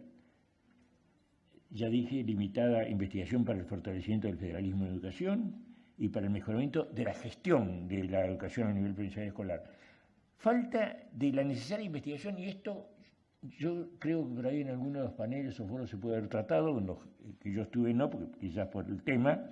A mí me preocupa que el sistema educativo sea el que investigue, todo el sistema educativo, que en las escuelas, en las aulas, en cada uno de los lugares, y para eso tenemos que modificar sustancialmente la manera de investigar. ¿No es cierto? Tenemos que poner en marcha más mecanismos de investigación-acción, tenemos que formar a los docentes y perfeccionarlos en el tema de investigación.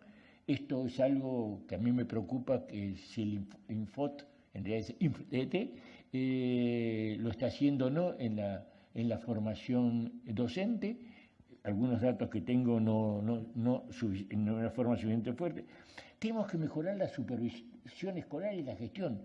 Ya nuestro sistema se merecería tener supervisores, asesores y directores con formación universitaria o por lo menos con una formación profesional específica.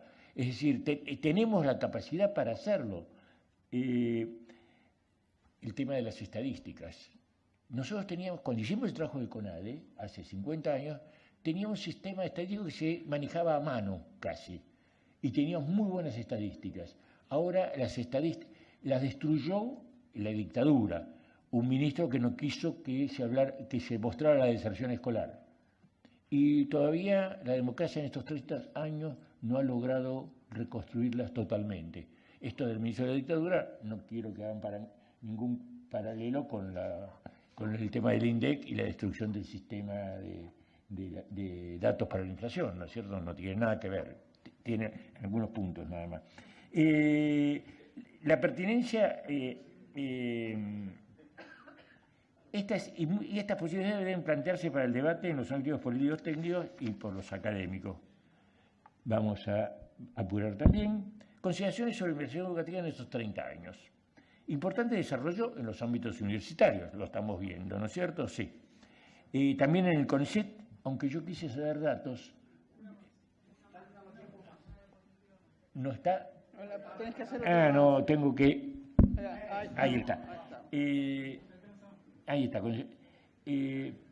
Yo quise tener datos de cuánto el CONICET, qué datos que tenía para presentárselos a ustedes, cómo había crecido el número de becarios, de carreras de investigación vinculados con la educación. No tiene datos para el tema sectorial sobre esos temas, tiene datos globales, ¿no es cierto? Carrera de investigador, becarios y demás. Entre el 2003 y el 2013 la inversión en ciencia y tecnología pasó del 0,46 del PBI al 0,68, un incremento importante, con un crecimiento del 47,8. Lamentablemente no tenemos información detallada sobre el tema de los datos de recursos para la investigación y educación. Según el Centro Redes, que es un centro importante en materia de ciencia y tecnología, se produjo lo que ellos llaman una conetización de la inversión en ciencia y técnica en las universidades. Incrementó el CONICET, pero lo redujeron las universidades. Es decir, las universidades no apoyaron al CONICET en su tarea de incremento de la investigación. Están los datos de Redes muy, muy específicos. Es importante también debatir el desarrollo y situación actual del programa de docentes e investigadores. La necesidad de plantear prioridades nacionales e institucionales. Cada uno de nosotros presentamos los proyectos como docentes e investigadores según nuestras propias, digamos, curiosidades académicas, por llamarlo de alguna manera, intereses académicos, pero no estamos respondiendo a ninguna propuesta. Y el otro tema, que ya se habló mucho hoy, es la muy limitada difusión de las investigaciones en educación, tanto en el CONICET como en las universidades. El escaso aprovechamiento que hacemos de Internet y de las publicaciones de carácter virtual. Bueno, falta entonces de políticas nacionales e institucionales para la investigación en educación vinculada con el mejoramiento del sistema educativo, de las universidades y de las instituciones escolares. La educación en la Universidad Argentina se investiga muy poco a sí mismo. Yo que trabajo en el tema de educación, tenemos muy buenos colegas que investigan, pero en la universidad institucionalmente se investiga muy poco. Bueno, ahora para ya ir cerrando, decir qué hemos hecho de estos 17, 18 años que hemos empezado en la UNTREF a generar un... el anterior. No, el que sigue, el que dice uno, ahí está. Hemos puesto en marcha en estos 15 años 2 doctorados. Estoy acostumbrado, lo hice mucho tiempo de mi vida. No pasa nada. 2 maestrías y 5 especializaciones en las áreas de política, la planificación, la gestión y la evaluación de la educación. Hoy me pasaron algunos datos, y Pablo me pasó unos datos que a mí me sorprendieron. Hemos tenido en estos 15 años 700 estudiantes de todos estos programas y ya tenemos más de 100 graduados. Entre las maestrías y las carreras de especialización, menos en los doctorados. Hemos hecho una serie de estudios, trabajos e investigaciones extendiendo a la transferencia al sistema educativo y al universitario y sobre todo a la difusión masiva de sus resultados. Y esto es muy importante, tanto a nivel nacional como internacional, particularmente en América Latina. Tenemos que hacernos conocer en América Latina. Para esto, la necesidad de publicaciones virtuales. Hemos participado en más de 20 redes interuniversitarias o interinstitucionales de carácter nacional, latinoamericano e internacional, con una gran gama de estudios e investigaciones específicas. Hemos desarrollado programas bianuales de investigación en educación con difusión masiva de sus resultados. Hemos organizado múltiples congresos nacionales e internacionales. y hemos tratado de articular las políticas de investigación educativa que llevamos en UNTREF con las tesis y otros trabajos de investigación de los doctorados y maestrandos. Simplemente para una mención casi ya final, estamos participando, yo como director y varios de los colegas de la UNTREF y de otras universidades, en 3 revistas virtuales. La revista Argentina de Educación Superior, que es la revista de la Red Argentina de Posgrados en Educación Superior, que sería un ámbito institucional para tener en cuenta en esto, porque reunimos a todos los posgrados de las universidades nacionales. La revista Latinoamericana de Educación Comparada, que hace la Sociedad Argentina de Estudios Comparados en Educación, junto con las otras sociedades nacionales de Iberoamérica, y la revista Latinoamericana de Política y Administración de Educación, que es una revista de SAS. Hemos trabajado y generado el campo de los estudios comparados. Llevamos ya 15 años prácticamente, o 15 años de SAS, con 5 congresos, ahora dentro de poco tenemos el 5º Congreso Nacional e Internacional. Hemos propuesto la creación, y me han designado a mí presidente de la Sociedad Iberoamericana de Educación Comparada, y trabajamos activamente en la Mundial, de la cual yo soy vicepresidente, y un colega argentino que hace muchos años está en el exterior, pero ustedes deben conocer, que es Carlos Alberto Torres, es el presidente. Y hemos organizado, muchos de ustedes han estado, el 15 Congreso Mundial de Educación Comparada, conjuntamente con la UBA. Y con esto cierro, hemos propuesto la creación, ya está aprobada por el Ministerio de Educación y con la Comisión Argentina para la UNESCO, y está en proceso de aprobación por parte de la UNESCO, una cátedra UNESCO sobre educación y futuro. Les vamos a hacer llegar a través del mailing del coloquio la propuesta. Hay muchos colegas que están adheridos, pero vamos a abrir a otros colegas que quieren revisar. Cierro con eso, porque reflexiones para el futuro, de alguna manera lo anticipé en la conversación previa que tuvimos. Así que ojalá que algunas de estas ideas puedan ser útiles para la continuidad plena de este coloquio y en rango de mayor madurez organizativa para permitir realmente el crecimiento del campo de la investigación educativa en el país y asociarnos con la de otros países iberoamericanos, con la ANPED de Brasil, con la COMIE de México y otros ámbitos también institucionalizados. Muchas gracias.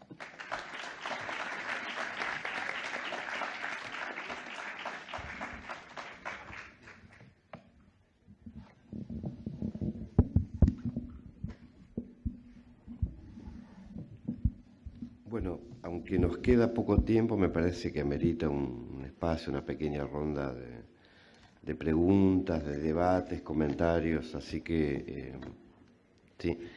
Vamos a hacer una cosa, como estamos grabando, dame una mano, pero se van a tener que acercar para que entre en el audio. Si lo hablan desde donde están, no va a entrar la pregunta.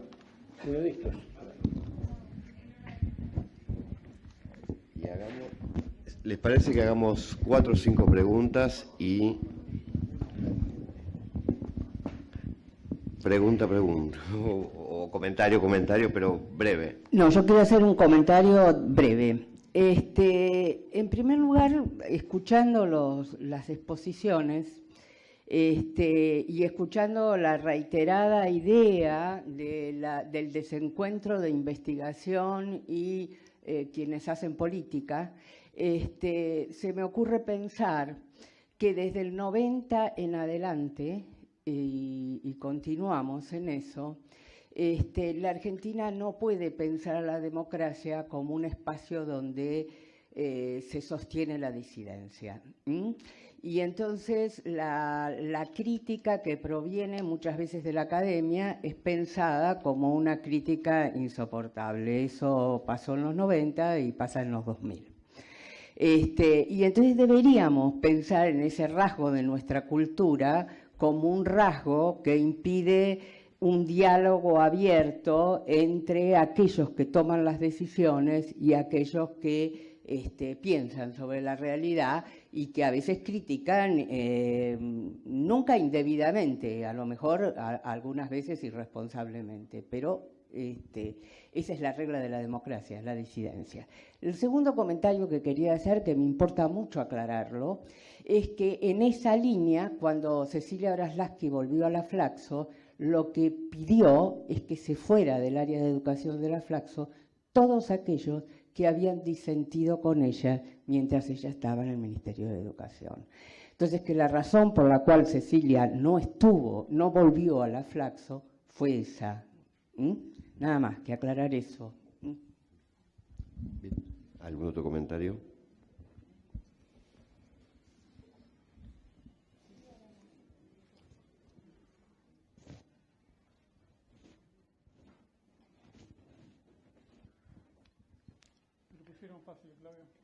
La verdad, tanto que los apuré. Tenemos 5 minutos más, así que puede hacer algún comentario. No, yo solo quiero hacer un comentario muy breve. A mí me parece que yo en principio no esperaba preguntas. Yo creo que cada uno dio su visión y por lo menos creo que es el espíritu de este coloquio y el mío. No rehuir el debate. Quizá la idea de hoy no era que esto fuera ahora el inicio de un debate, sino darnos el tiempo de la reflexión. Y eso no quiere decir estar de acuerdo con todo lo que se dijo, porque se dijeron cosas distintas, con perspectivas muy distintas, y yo adheriría a lo que dijo Norberto. Quizá deberíamos tomar y darle un cauce a esta discusión, pero dándonos el tiempo, el debido respeto y la posibilidad de pensar en el medio, y para que lo que dice Guillermina, que es el derecho constitutivo a la diferencia que hace rica la democracia, también tenga el tiempo que requiere. Y yo celebro eso. Yo escuché las 3 presentaciones, seguramente tengo diferencias con varios matices, o apoyaría más fervientemente algunas cosas que otras. Creo que las 3 hicieron un aporte, a mi juicio, muy interesante de rescate de la historia y de visión de por qué o no pasaron algunas cosas y qué cosas deberíamos hacer para hacerlas mejor en futuro y no repetir errores. Y creo que nos queda un tiempo de reflexión y después un tiempo para construir un debate con la calidad del debate que creo que nos merecemos para que sea productivo. Daniel. Sí, buenas noches, soy Daniel Pincas, de Flaxo. Quería hacer una reflexión en relación con las continuidades, porque se ha hablado, y es cierto que ocurre, de las rupturas y las dificultades de retomar aquello que se produjo y de acumular. Quiero dar 2 ejemplos alrededor de los cuales yo pensaba mientras escuchaba las presentaciones. El proyecto educativo autoritario retoma y hace una muy buena lectura de los trabajos que menciona Norberto. Yo fui formado con ese libro y en esa tradición. Entonces, si bien es cierto que no es evidente y no está presente, tal vez en las citas bibliográficas actuales, esos trabajos, en algún lugar está. También quiero decir que cuando voy a investigar ahora las escuelas, encuentro profesionales, directores de nivel secundario, etcétera, que por ejemplo fueron formados en la experiencia del CBG y del CBU y lo mencionan en su historia profesional como un antecedente. Y se van a las escuelas secundarias y algunas escuelas se definen como ex Proyecto 13 y funcionan hoy en día. Entonces, es cierto que hay rupturas y hay discontinuidades, pero también es muy importante dónde miramos cuando miramos y qué leemos cuando leemos.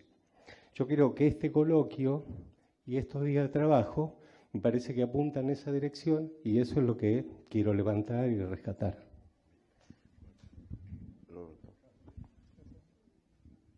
Roberto, y vamos cerrando. Roberto, y hacemos una rondita acá. Sí. Yo sí, tengo que irme dentro de unos pocos minutos, así que por el avión, digamos, así que si me voy no es porque no quiera escuchar todo lo posterior, sino porque me tengo que ir. Pero sí no quería dejar de decir un par de cosas. Una tiene que ver con esto de la disidencia, ¿no? Yo creo que uno tiene en la pluralidad democrática la posibilidad de disentir con ciertas formas de disidencia, y eso sería un ejercicio pleno de lo democrático, y desde este punto de vista, francamente, creo que en la complejidad temática de lo que hemos visto en estos días, difícilmente pudiera reducirse la falta de eficacia de la investigación educativa sobre las políticas públicas al hecho de que no se escuche de parte de quienes están encargados de realizar políticas. Acá hay una complejidad mucho más grande y, por cierto, hay impotencias, incapacidades y debilidades de los que hacemos investigación educativa, también, por ejemplo. Y a menudo también dificultades para que el tipo de investigación que hagamos pudiese ser utilizable efectivamente en esos niveles. No digo que no existan márgenes de no escucha, eso siempre se da, pero me parece que es bastante mutuo. De ningún modo yo creo que quepa estigmatizar solo a autoridades por una supuesta intolerancia que en muchos casos define más a quienes dicen que existen los otros que a aquellos que son, digamos, nominados por ella, ¿no? Esto por un lado. Por otro lado, creo que quizá las velocidades necesarias de estas exposiciones pueden llevar a, en el caso de Adolfo Sturing, a que un periodo breve, pero no poco significativo, no haya aparecido en su alocución, que es el periodo de la Rúa. Ese periodo es un periodo que no fue menor para la educación, porque si bien es cierto que en el periodo de Menem, durante 10 años no se nos subieron los salarios, en el de la Rúa se nos bajó los salarios. Fue peor todavía, ¿no? Se nos bajó los salarios. Y además hubo un interreño del señor López Murphy como liberal de los más puros que existe en la Argentina, que arreglaba las finanzas del Estado a través de la liquidación del presupuesto educativo, lisa y llanamente, 30% menos de presupuesto educativo. Todos lo recordamos porque la salida a la calle de muchos argentinos y muchos de los que estamos acá impidió en ese momento que efectivamente se cumpliera con esa reducción drástica del presupuesto, ¿no? Digo esto porque me parece que efectivamente cabe siempre imaginar y pensar que lo académico no está disociado de lo político. Toda la exposición de Adolfo Sturing nos lo ha mostrado en estado práctico, ¿no? Y me parece muy bien, es decir, él tiene una posición política y la expresa, y otros tenemos otras y la podemos expresar, pero las miradas desde los distintos lugares de lo político efectivamente son condicionantes inevitables de los discursos propiamente académicos que tengamos, y eso es, digamos, inescindible en los hechos, más allá de todas las neutralidades weberianas que quisiéramos poder establecer, y que, como el mismo Weber dijo en algún momento, la neutralidad es un valor. Por lo tanto, la neutralidad es imposible. Lo avalorativo no existe, ¿no? Gracias. Tengo un pedido más. ¿Vos me Dale, decís sí. doy la palabra? Sí. Muy cortito. Solo, digamos que de alguna manera las exposiciones, con la implicación de cada uno de los expositores en distintos momentos históricos y la permanencia de todos en todo el ciclo, me parece que lo que muestra no solo es la inestabilidad política de estos 30 años, sino la fuerte inestabilidad económica, ¿no? Entonces me parece que esa transformación de la estructura social de la Argentina, con todas sus coyunturas difíciles, me parece que es como un telón de fondo complejo para pensar cómo la educación ha jugado allí, la política educativa en este sentido, ¿no? Y cuando, digamos, las complejidades que se han planteado en el momento de la toma de decisiones y la posibilidad o no de aprovechar o apropiarse de saberes académicos válidos, quizás más escuchados en un momento y caídos en desuso en otro. Me parece que hay algo de la inestabilidad en todos los planos que explica buena parte también de las diferencias, pero también del carácter constitutivo del conflicto y del desacuerdo, ¿no? En la discusión política en general de la Argentina y en educación también. Me parece que eso un poco me quedo pensando en función de las disposiciones de la mesa. Y la mirada sobre el futuro de la Marra, que es para festejar. Muy bien. Bueno, entonces...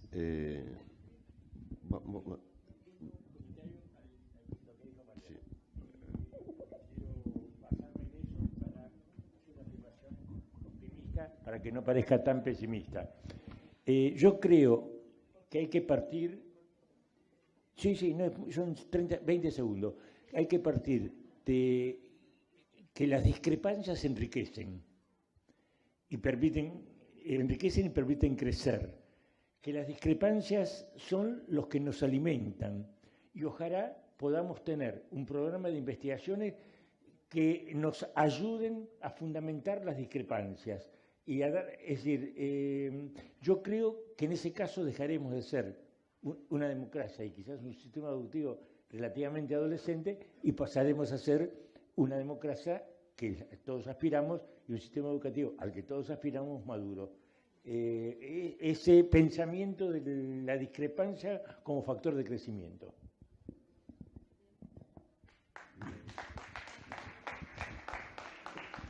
Bueno, entonces sí, damos por cerrado el coloquio. Muchísimas gracias a todos y nos felicitamos a todos de haber participado. Hasta el próximo.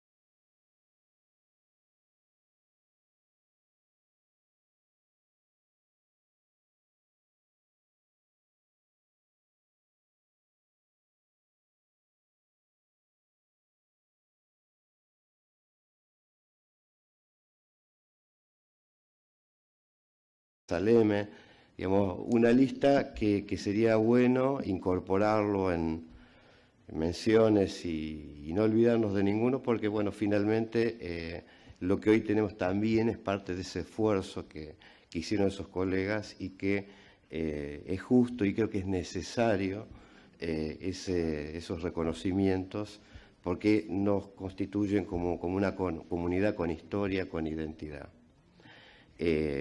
Dicho esto, y el orden que acordamos fue en el orden en que están, así como los ven, primero Adolfo, después Inés y por último Norberto, para no interrumpir las miradas que se van a plantear. Yo voy a leer brevemente, ya sé que todos lo conocen a los tres, pero bueno, no está de más señalar algunas cuestiones de su trayectoria profesional e intelectual. Adolfo Stubrin es abogado por la Universidad Nacional del Litoral, es profesor titular ordinario e investigador en la Facultad de Ciencias Jurídicas y Sociales y docente de posgrado en la Facultad de Humanidades y Ciencias de la Universidad Nacional del Litoral y de la Facultad de Humanidades y Artes de la Universidad Nacional de Rosario. Fue secretario académico de la Universidad del Litoral entre 1993 y 1996. Desde el 2010 ocupa en esa universidad el cargo de secretario de Planeamiento. En la década de los 80 fue diputado nacional y presidente de la Comisión de Educación de la Honorable Cámara de Diputados de la Nación, presidente de la Comisión Organizadora Nacional del Congreso Pedagógico y secretario de Educación de la Nación. En los años 90 fue consultor internacional en gestión educacional para la OREAL, UNESCO y el PNUD, y desde 1996 hasta el 2010 fue miembro de la Comisión Nacional de Evaluación y Acreditación Universitaria, CONEAU, de la que fue vicepresidente, coordinador de las subcomisiones de acreditación de carreras de grado, evaluación institucional y asuntos internacionales. Representó a la CONEAU en el Mercosur Educativo para la gestión del mecanismo experimental de acreditación de este coloquio. Este panel se llama Investigación Educativa y Política en 30 años de democracia. En ese sentido, a modo solamente de introducción, cuando pensamos en el comité organizador, que este coloquio necesitaba un panel de cierre o alguna instancia, y habida cuenta de que en las comisiones y foros se iba a discutir ese balance de lo hecho en estos 30 años, pensamos que el rol del panel de cierre tenía que, digamos, trabajar sobre otra cuestión o otras cuestiones, ¿no? Entonces, uno de los criterios que nos parecía y que fue parte del consenso era de tratar de buscar un panel en el cual pueda ser representativo de aquellos colegas que en distintas épocas en estos 30 años ocuparon, puestos o tareas a nivel del Estado, que a su vez ese conjunto de colegas puede expresar en cierta manera las características, los cambios de orientación en estos 30 años, y que además también, como en muchos de los debates que se dieron en mesas y foros, si bien el coloquio apuntaba a esta reflexión de los 30 años, en rigor la historia, o para poder hacer ese balance 30 años, no había empezado con el retorno a la democracia, y que por esa razón el panel también aspiraba a dar cuenta de esa continuidad histórica entre otras épocas y estos 30 años. En este sentido, además de Adolfo Stubrin, después vamos a hacer las presentaciones formales, Inés Aguerrondo y Norberto Fernández Lamarra, estaban invitados Juan Carlos Tedesco, que al principio aceptó y en el interín tuvo una intervención quirúrgica que por suerte salió muy bien, pero bueno, está en posoperatorio y espero que nos vea, y nuestro saludo por YouTube y todos los canales. La otra invitada, también que responde a este perfil, era Adriana Puiggrosa. Adriana ella nos planteó que los miércoles hay sesión en la Cámara, que si se levantaba, no había quórum o pasaba algo, ella con todo gusto venía, y que si no, la verdad, lamentaba no poder asistir. No demos por descartado que entre Adriana, pero pensamos que los 5, en cierta manera, daban cuenta de esta intención.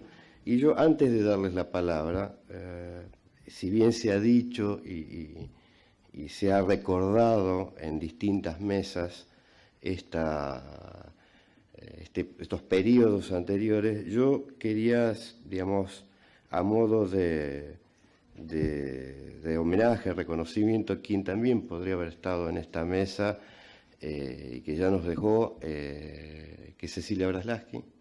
Realmente uno podía estar en acuerdo o en desacuerdo con ella, pero sí el reconocimiento intelectual y el debate franco y sin ningún tipo de miramientos en el mejor sentido de la palabra, ¿no? Así como también pensar en cada una de las disciplinas subáreas de la educación de colegas que, en cierta manera lo que hoy tenemos también es parte de su trayectoria. En el caso de Historia de la Educación, Pablo mencionaba al maestro Gregorio Weimer, ¿no? A Berta Braslavsky, a Ovide Menin, a Celia Bude-Córsico, Julia Silver, cada una de las instituciones, María Política y Gestión de la Educación Superior, y el programa de posgrado de Política y Administración de la Educación, Maestría y Especialización. Es profesor en la UNTRES de Política y Administración, ha sido miembro de la CONEAU entre los años 1996 y 2001, se desempeña como profesor de posgrado en diversas universidades argentinas y de otros países de América Latina. Como investigador es categoría 1, dirige la revista latinoamericana de Política y Administración de la Educación, editada por el NIFEDE UNTREF, la revista Argentina de Educación Superior, que edita la Red Argentina de Posgrados en Educación Superior, RADAPES, y la revista latinoamericana de Educación Comparada, RELEC, editada por la Sociedad Argentina de Estudios Comparados en Educación, de la cual es presidente. Es vicepresidente de la Comisión Mundial de Sociedades de Educación Comparada y presidente de la nueva Sociedad Iberoamericana de Educación Comparada.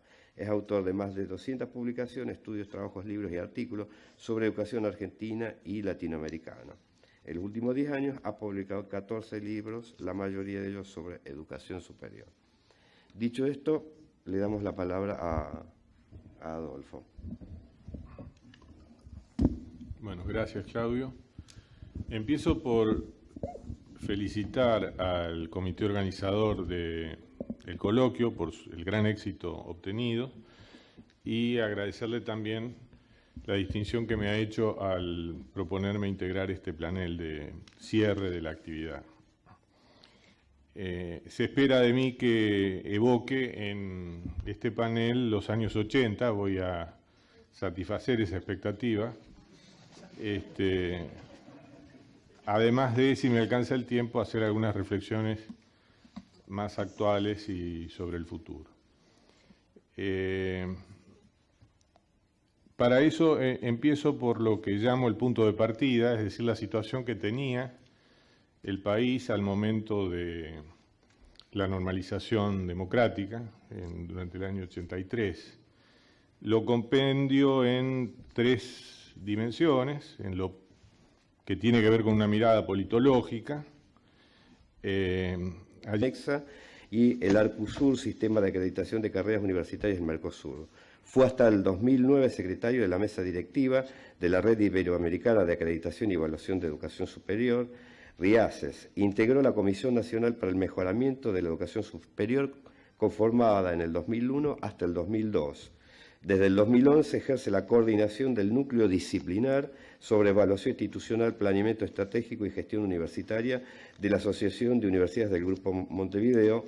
Es autor de numerosas publicaciones sobre su especialidad, entre ellas el libro Calidad Universitaria, Evaluación y Acreditación en la Educación Superior Latinoamericana, EUDEVA, Ediciones Universidad Litoral, 2010. También es compilador de la obra colectiva Tensiones entre disciplinas y competencias en el currículum universitario, también de la Universidad del Litoral, del 2013, y coautor de la Universidad entre la Autonomía y la Planificación, 3 ensayos en diálogo, del IEC, de la CONADU y la Universidad General de Sarmiento del 2014. Por su parte, Inés Aguerrondo, graduada en Sociología por la Universidad Católica Argentina, con estudios de posgrado en Planificación Educativa, IP UNESCO París, y en Política Social, Universidad de San Martín.